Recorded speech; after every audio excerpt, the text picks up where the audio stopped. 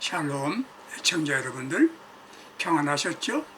오늘 말씀은 진짜 믿음이 있다면 경건하게 삽시다. 진짜 믿음이 있다면 경건하게 삽시다. 야고보서 1장 26절 27절 말씀이 되겠습니다. 애청자 여러분들, 예수 믿으십니까? 믿음은 교회에서만 예배하고 봉사하면 믿음입니까? 아니지요. 우리의 삶의 현장에서도 믿음으로 살아야 신앙인인 것입니다. 교회 오게 되면 뭐 합니까? 기도합니다. 저 경건한 마음과 자세를 갖고 예배드리지요.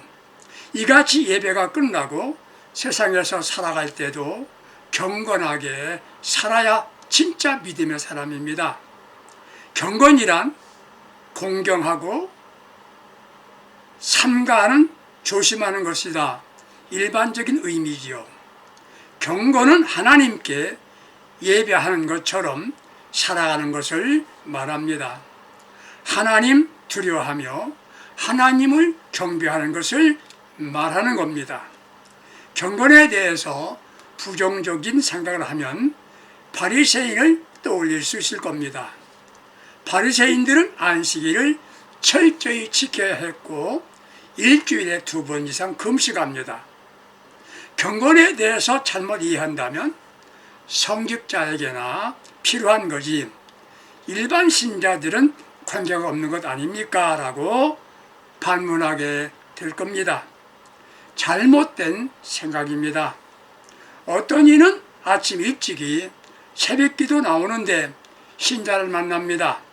그런데 인사하지 않아요. 왜? 하나님을 만나기 전에 사람에게 인사할 수 없다는 겁니다. 이건 경건 아닙니다. 인사하세요. 그래도 경건하게 살 수 있습니다. 어떤 이는 교회 와서 잘 웃지 않아요. 성전에서 함부로 웃는 것은 불경건이랍니다. 아닙니다. 웃으세요. 웃으세요. 괜찮습니다. 교회가 퀴티 훈련을 하면서 경건 훈련을 한다고 말합니다. 왜 퀴티 하나 물으면 이렇게 답을 합니다. 먼저 하나님과 교제함으로 하나님을 더 알게 되고, 두 번째 매일 자신이 내려야 할 결단을 위하여 하나님의 안내를 받기 위함이고, 세 번째 퀴티는 자신의 필요를 하나님께 알리면서 새 힘을 얻고, 네 번째는 예수 안에 거함으로 영적인 열매를 얻기 위해서 퀴티 훈련한답니다. 경건은 훈련이 아닙니다. 경건은 삶이어야만 합니다. 정상적인 신앙의 사람들은 경건하게 살아야 합니다. 참 경건은 첫째, 하나님 앞에서 사는 겁니다. 하나님 앞에서 사는 것이 경건입니다. 경건의 정의를 다양하게 말합니다. 자신을 지켜 새 속에 물들지 아니하는 것이다. 맞는 말이지요. 세속적인 악영향에서 자신을 지켜내는 것이다. 맞습니다. D.L. 무디는 말하기를 경건은 하나님을 의식하는 삶에서 나오는 것이다.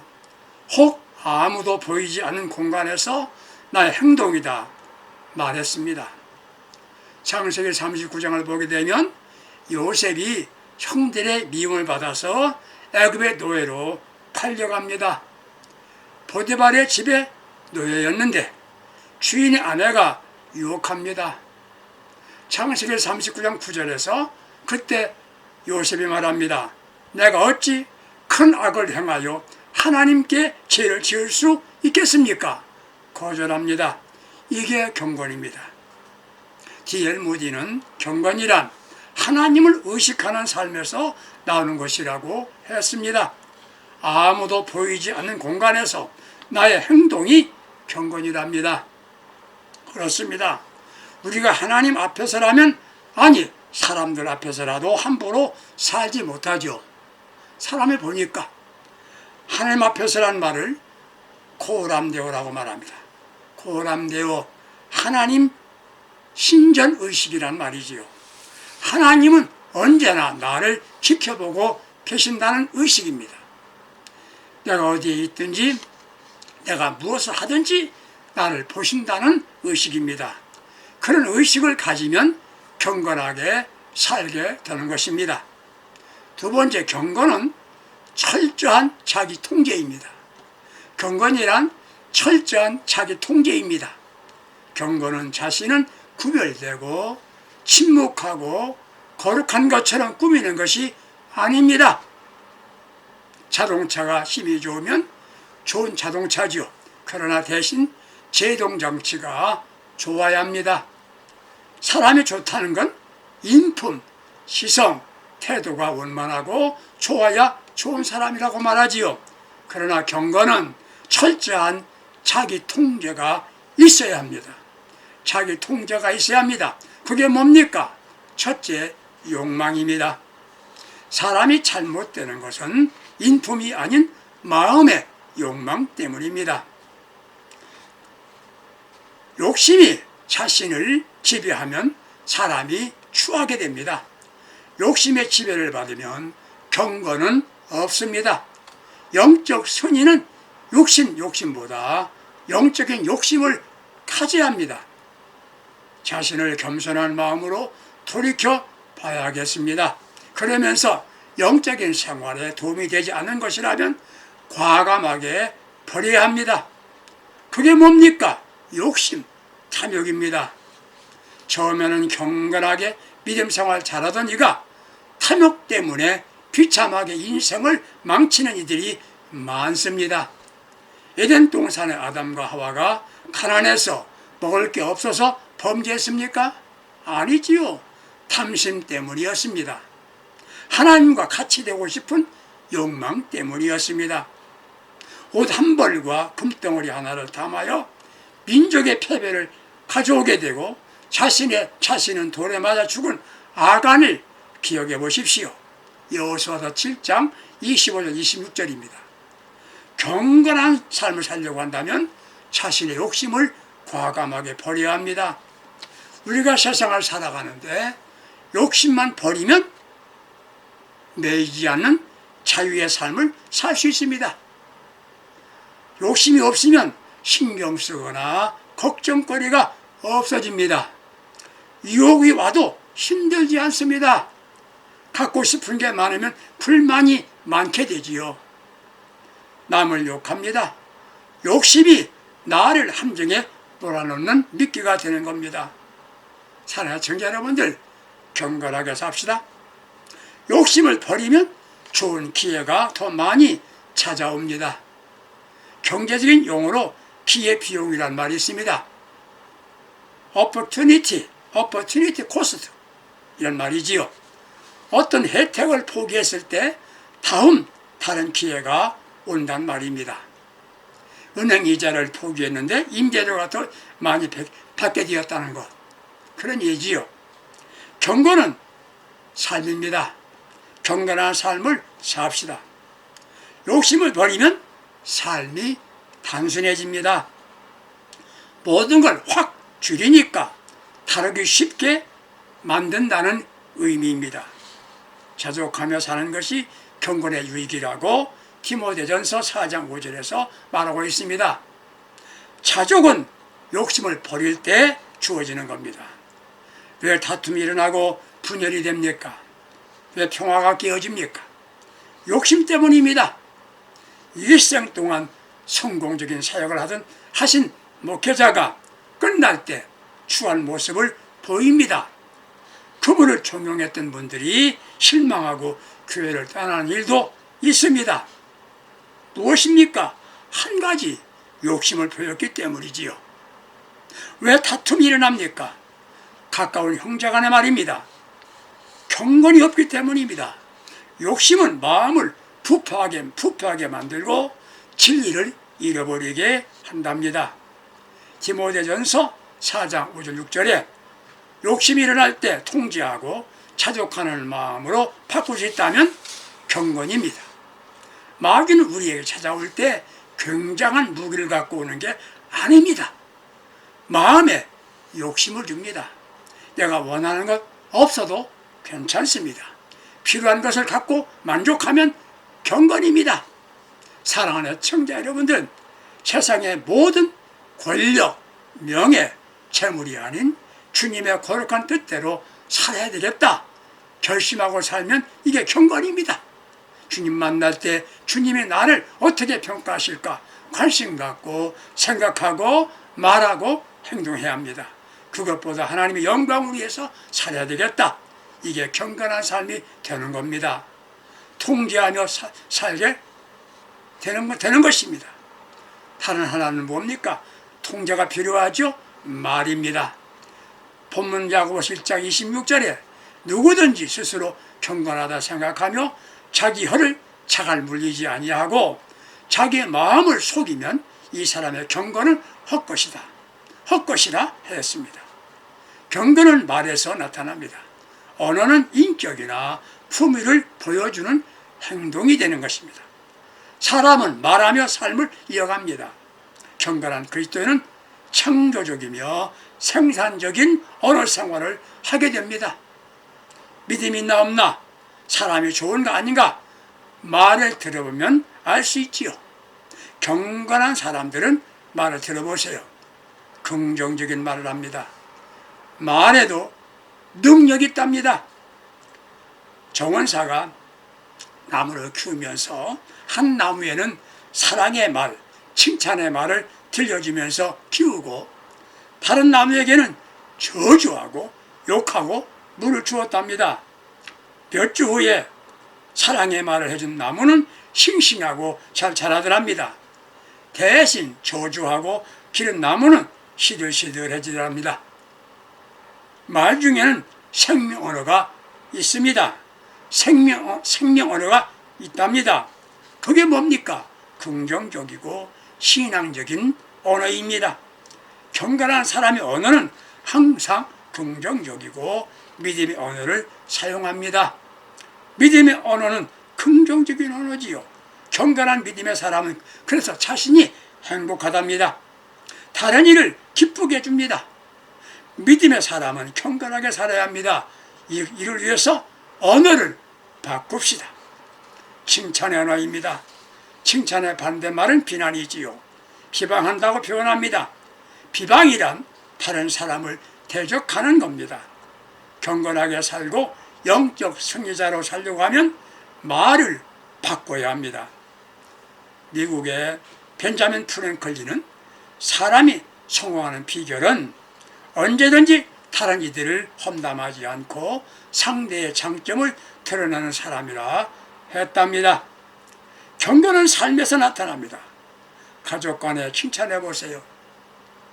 가족이 차고 섰습니다. 뭐라고 말해야 됩니까? 괜찮아. 돈이 문제 아니야. 내가 상처 입지 않은 것만 해도 감사하지. 그렇습니다. 돈은 아껴도 칭찬을 아끼지 않아야 한답니다. 맞습니다. 사람을 대할 때 먼저 저 사람을 뭘 칭찬해 볼까 찾아보세요. 당신 훌륭해. 실패했어도 문제없어. 더 좋게 만들 수 있어. 이렇게 칭찬과 격려는 낙심한 사람에게 용기를 줍니다. 절망한 사람에게 희망을 주는 겁니다. 칭찬은 강한 에너지를 공급해 주는 겁니다. 모세가 아내를 취하게 되었는데 구스 여인을 아내로 맞이했습니다. 이때 형 아론과 누이 미리암이 모세를 비난했습니다. 동생의 처사가 왜 그러냐? 형과 누이가 걱정하는 태도로 비난했겠죠. 민수기 12장 1절 2절입니다. 결과 어떻게 됐습니까? 미리암은 나병 환자, 나병에 걸립니다. 문둥병에 걸렸단 말이에요. 민수기 12장 10절이에요. 12장 10절. 경건은 비난이 아닌 칭찬하고 인정하는 언어 사용하는 겁니다. 경건한 삶을 살아가십시다. 경건한 사람은 진실을 말합니다. 죄를 범하는 사람은 거짓에서부터 시작합니다. 아무리 인격이 훌륭하고 믿음 좋은 것 같아도 거짓말하는 것은 경건은 아닙니다. 믿음도 이건 가짜입니다. 왜 거짓말합니까? 자신이 잘못한 것을 감추기 위해서 거짓말하는 경우가 있지요. 자신을 위하여 하는 말이 거짓말입니다. 거짓말하는 사람은 절대 경건의 삶을 살지 못합니다.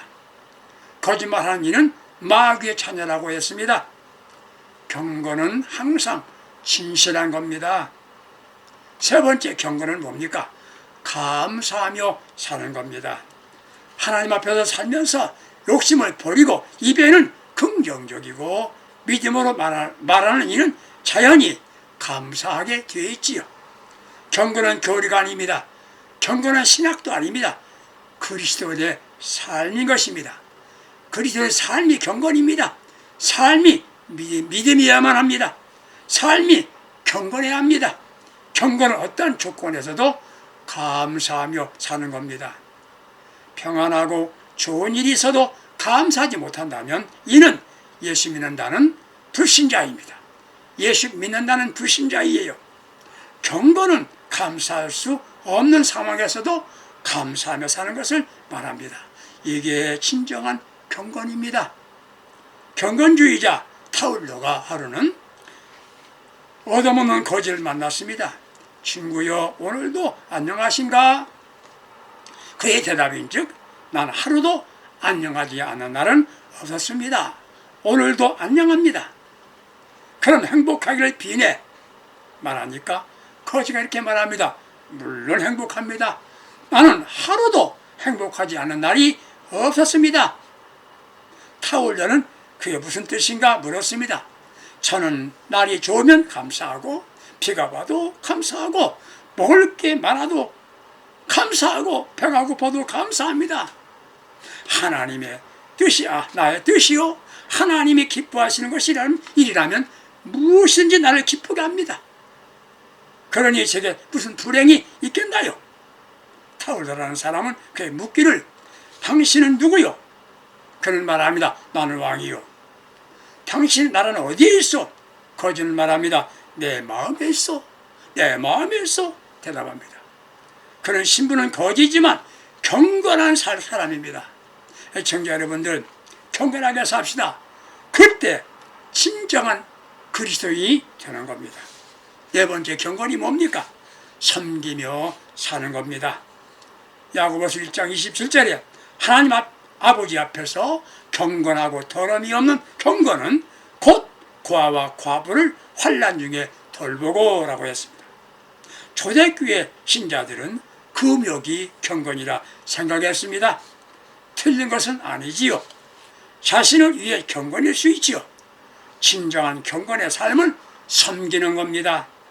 오늘 교회는 섬김을 퍼들려고 합니다. 직분이 높다고 섬겨달랍니다. 자기가 지도자라고 섬겨달랍니다. 공적이 있기에 섬겨달랍니다. 자신은 강자이기 때문에 섬김을 받아야 한다는 착각을 하고 있습니다. 교회에 섬김을 받을 사람만 있기 때문에 교회가 평안하지 않습니다. 세상 사람들에게 비난받습니다. 경건은 섬김입니다. 경건은 섬김입니다. 섬김은 주님의 뜻입니다. 예수님의 정신입니다. 섬김은 약자를 돕는 겁니다. 사랑하는 겁니다. 약자는 관심밖에 있고 강자만 보이는 곳에 경건은 없습니다. 소외된 사람, 병상에서 고생하는 사람에 대하여 관심과 배려, 도움을 주는 게 경건입니다. 애청자 여러분들, 여러분이 사랑하는 사람이 누구입니까? 사랑하는 사람이 있죠? 가족, 자녀, 부모, 형제 사랑해야 합니다. 가장 가까운 사람도 사랑하지 못하면서 경건이란 말을 할 수 없죠. 문제는 나와 관계없는 사람도 사랑할 수 있어야 합니다. 참된 경건은 나와 관계없는 사람을 어렵게 하는 사람까지 사랑하고 섬길 수 있다면 그게 진정한 경건입니다. 오늘날 유명한 시인인 릴케가 산책을 합니다. 왜? 시를 쓰는데 영감을 얻기 위해서였습니다. 그런데 가난하고 연세 높은 노인이 도와달라고 손을 내밉니다. 릴케는 호주머니에 뒤져보니 돈이 없었습니다. 손에 들려 그래서 할머니를 빈손으로 돌려보낼 수 없어서 자신이 들고 있었던 장미꽃을 할머니 손에 들려주었답니다. 할머니는 이 길을 한참 동안 바라보다가 그의 손을 텀썩 잡더랍니다. 할머니의 눈에 눈물이 고여 있습니다. 나에게 돈 몇 푼을 던져주는 일이 있었어도 이처럼 귀한 사랑을 베풀어준 분은 당신이 처음입니다. 그러면서 손을 놓지 않고 고마워하더랍니다. 그렇습니다. 진정한 섬김이 경건입니다. 사랑하는 애청자 여러분, 지금 왜 세상이 험악합니까? 왜 교회가 많은데요? 그렇게 교회가 많은데요. 신자들이 아직도 많이 있는데요. 왜 교회가 피난을 받아야 합니까? 찬송 소리가 큰데요. 은혜로운 소교가 있는데요. 경건이 없기 때문입니다. 지금도 경건하지만 더 경건한 삶, 예수 정신, 십자가 정신으로 사는 경건의 신앙인이 많아져야 하겠습니다. 항상 하나님 앞에서 삽시다. 나의 삶의 터전이 성전이어야만 합니다. 두 번째, 날마다 자신을 십자가에 못 박고 자신의 욕심을 버리고 성령으로 입술의 통제를 받으며 살아가야 하겠습니다. 어떤 경우에도 원망, 불평, 비난, 비판, 비난이 아닌 감사로 삽시다. 그리고 가장 가까이 있는 사람들을 섬기면서 살아 경건의 삶으로 자신이 행복하고 주님께 영광 돌리며 승리의 삶을 살아가시기를 주님의 이름으로 축복합니다. 경건한 삶을 살아가시기를 바랍니다. 감사합니다.